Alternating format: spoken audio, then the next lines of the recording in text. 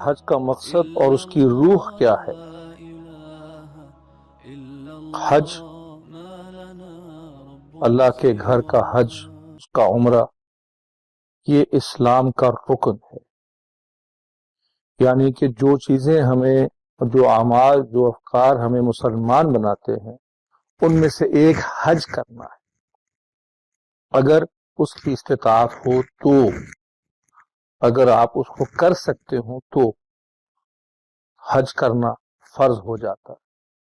اور یہ ظاہر ہے کہ جس نے حج نہ کیا اس کے بارے میں بڑی سخت قسم کا انذار اللہ کے نبی نے صلی اللہ علیہ وسلم فرمایا کہ جو حج کے لائق ہو اور نہ کرے تو بہت سختی سے اس کے بارے میں الفاظ عطا فرمائے، اس لیے بہت ضروری ہے۔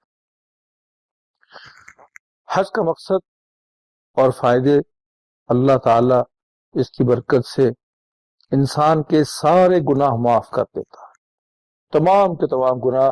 حضور اکرم صلی اللہ علیہ وسلم سے حدیث تو منقول ہے، ان میں سے ایسے الفاظ بھی ہیں جیسے کہ ایک بچہ نیا پیدا ہوتا ہے تو اس نے کوئی گناہ نہیں کیا ہوتا نا، ویسے ہی حاجی کا عالم ہوتا ہے جب اس کا حج قبول ہو جائے، مکمل ہو جائے۔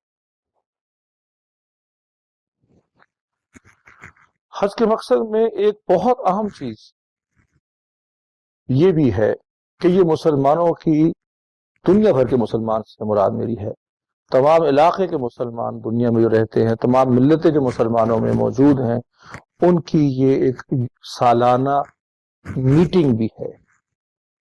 یعنی کہ ہر سال دنیا کے ہر کونے سے مسلمان آئیں گے اور وہ وہاں ملیں گے، صرف عبادت نہیں کریں گے مل کے، ایک جیسا یونیفارم یعنی کہ احرام باندھے ہوں گے، ایک جیسی جگہوں پہ تقریباً رہیں گے، ایک ہی علاقے میں مل کے رہیں گے، ایک ہی مسجد میں نماز پڑھیں گے، ایک ہی جگہ پہ منا، مزدلفہ، عرفہ، یہ سب جگہوں پہ اکٹھے ہوں گے، اور آپس میں مراسم بھی بننے ضروری ہیں۔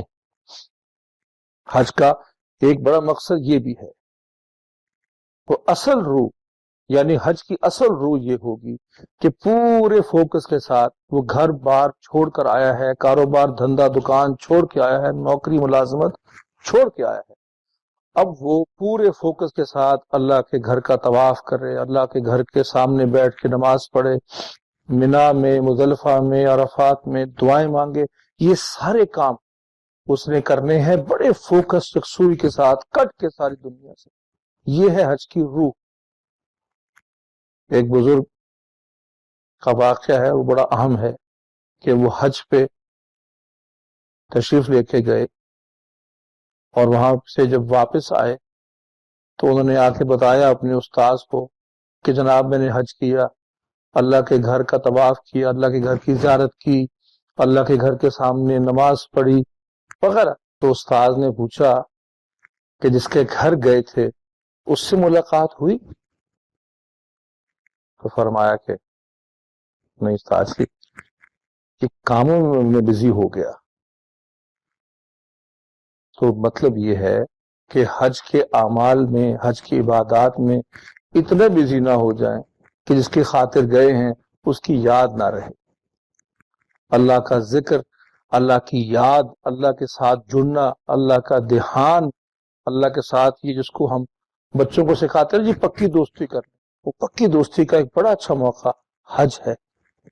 تو یہ اعمال میں اور دعاؤں میں اور محض رسموں کو پورا کرنے میں کہیں یہ نہ بھول جائیے گا، اصل میں تو یہ اللہ کے گھر آنا ہے، اور جب کسی کے گھر جاتے ہیں تو اس سے ملاقات مقصود ہوتی ہے۔ تو اللہ تعالیٰ کی قرب اور اس کی محبت، اس کا ساتھ حاصل کرنا، یہ سب سے بڑا کام کرنے کا ہے۔ اللہ تعالیٰ آپ کے حج کو قبول فرمائے، اور جو ہم میں سے ساتھی حج پہ نہیں جا سکے، اللہ تعالیٰ بار بار حرمین شریفین کی زیارت نصیب کرے۔